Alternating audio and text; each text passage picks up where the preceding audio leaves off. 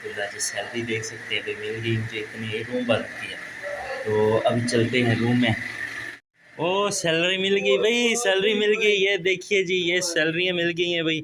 आ जाओ रूम वालों सैलरी लो, ये देखिए जी ये सैलरी, ये बंदे सोए हुए हैं, एक बंदा है ही नहीं। तो ये देखिए जी सैलरी, रियाल मिल गए हैं, रियाल, इनमें बहुत सारे रियाल हैं। चलो जी अपने अपने रियाल निकालो, सैलरी पूरी करो जी। ये अली भाई की सैलरी आ गई जी।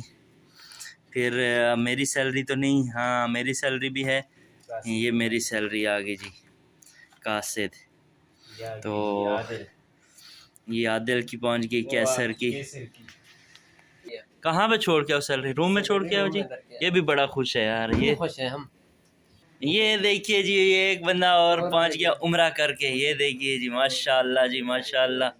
ये देखिए जी माशाल्लाह, ये उम्रा करके पहुंचे हैं जी हमारे रूम के बंदे, ये देखिए जी। तो ये उम्रा करके भी पहुंच के माशाल्लाह।